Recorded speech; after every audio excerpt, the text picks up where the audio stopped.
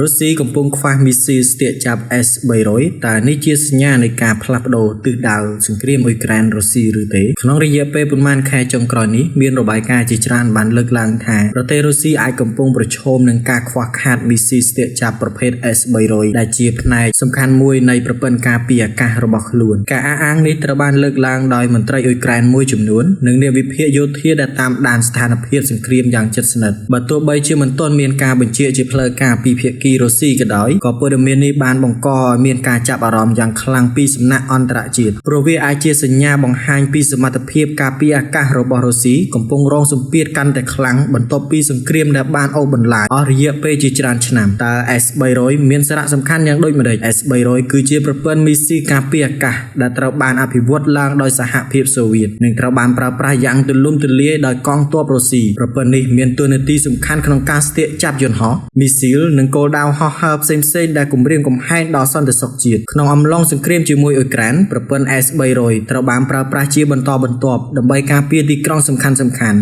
មូលដ្ឋានយោធានិងហេដ្ឋារចនាសម្ព័ន្ធសំខាន់របស់រុស្ស៊ីអ្នកជំនាញជាច្រើនបានបញ្ជាក់ថាការប្រើប្រាស់មីស៊ីលស្ទាក់ចាប់ក្នុងកម្រិតខ្ពស់រយៈពេលយូរអាចនាំឲ្យមានការថយចុះនៃស្តុកមីស៊ីលជាពិសេសនៅពេលដែលមានការវាយប្រហារដោយដ្រូននិងមីស៊ីលពីភាគីអ៊ុយក្រែនកើនឡើងជាបន្តបន្ទាប់ហេតុអ្វីបានជាអ៊ុយក្រែនវាយប្រហារជ្រៅចូលទឹកដីរុស្ស៊ីក្នុងរយៈពេលថ្មីៗនេះមានការវាយប្រហារជាច្រើនទៅលើគោលដៅក្នុងទឹកដីរុស្ស៊ីដែលស្ថិតនៅចម្ងាយឆ្ងាយពីខ្សែបន្ទាត់ប្រយុទ្ធគោលដៅទាំងនោះរួមមានឃ្លាំងប្រេងមូលដ្ឋានយោធាមជ្ឈមណ្ឌលផលិតកម្មនិងហេដ្ឋារចនាសម្ព័ន្ធដែលគ្រប់គ្រងដល់ប្រតិបត្តិការយោធារបស់រុស្ស៊ីអ្នកវិភាគមួយចំនួនយល់ឃើញថាប្រសិនបើរុស្ស៊ីពិតជាកំពុងខ្វះមីស៊ីលស្ទាក់ចាប់នោះវាអាចជួយឲ្យអ៊ុយក្រែនអនុវត្តការវាយប្រហារបានកាន់តែមានប្រសិទ្ធភាពការកាត់បន្ថយសមត្ថភាពការពារអាកាសបង្កើនឱកាសឲ្យដ្រូននិងមីស៊ីលឆ្លងកាត់ការការពាររបស់រុស្ស៊ីបានច្រើនជាងមុនទោះបីជាយ៉ាងណាអ្នកជំនាញក៏បានព្រមានថាការខ្វះខាត S-300 មិនមែនមានន័យថាប្រព័ន្ធការពារអាកាសរបស់រុស្ស៊ីបានដួលរលំទាំងស្រុងនោះទេ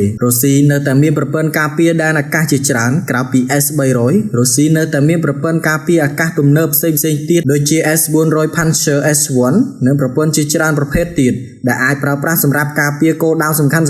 ប្រព័ន្ធទាំងនេះត្រូវបានដាក់ពង្រាយនៅជុំវិញទីក្រុងធំៗនិងតំបន់យុទ្ធសាស្ត្រសំខាន់ៗដើម្បីទប់ទល់នឹងការវាយប្រហារពីអាកាសដោយសារតែមានប្រព័ន្ធការពារច្រើនស្រទាប់រុស្ស៊ីនៅតែអាចរក្សាសមត្ថភាពការពារបានក្នុងកម្រិតមួយទោះបីជាមានសម្ពាធលើស្តុកមីស៊ីលមួយចំនួនក៏ដោយតើ F-16 អាចផ្លាស់ប្ដូរសមរភូមិបានដែរឬទេការមកដល់នៃយន្តហោះចម្បាំង F-16 នៅក្នុងកងទ័ពអ៊ុយក្រែនត្រូវបានចាត់ទុកថាជាការពង្រឹងសមត្ថភាពយោធាដ៏សំខាន់មួយ F-16 គឺជាយន្តហោះពហុបេសកកម្មដែលអាចអនុវត្តការវាយប្រហារលើគោលដៅការប្រយុទ្ធតាមអាកាសនិងការគ្រប់គ្រងផ្នែកប្រតិបត្តិការយោធាផ្សេងៗអ្នកជំនាញមួយចំនួនជឿថាការរួមបញ្ចូល F-16 ជាមួយនឹងប្រព័ន្ធមីស៊ីលទំនើបនិងព័ត៌មានស៊ើបការពីបណ្ដាប្រទេសលោកខាងលិចអាចជួយឲ្យអ៊ុយក្រែនបង្កើនប្រសិទ្ធភាពនៃការវាយប្រហាររយៈចម្ងាយឆ្ងាយទោះជាយ៉ាងណាការហោះហើរចូលជ្រៅដល់ទីក្រុងម៉ូស្កូដោយផ្ទាល់នៅតែជាបេសកកម្មដែលពិបាកនិងមានហានិភ័យខ្ពស់ដោយសារតែតំបន់ជុំវិញរដ្ឋធានីរុស្ស៊ីមានប្រព័ន្ធការពារដែនអាកាសយ៉ាងរឹងមាំតើសង្គ្រាមកំពុងផ្លាស់ប្ដូរទិសដៅមែនទេសំណួរដែលអ្នកសង្កេតការណ៍ជាច្រើនកំពុងសួរគឺតើសង្គ្រាមកំពុងផ្លាស់ប្ដូរទិសដៅទៅរកអ៊ុយក្រែនមែនឬទេអ្នកវិភាគមួយចំនួនលើកឡើងថាការកើនឡើងនៃការវាយប្រហារចូលជ្រៅដល់ទឹកដីរុស្ស៊ីការបន្តទទួលជំនួយពីយោធាបណ្ដាប្រទេសលោកខាងលិចបានផ្ដល់ជំនួយឲ្យអ៊ុយក្រែននូវសមត្ថភាពថ្មីៗ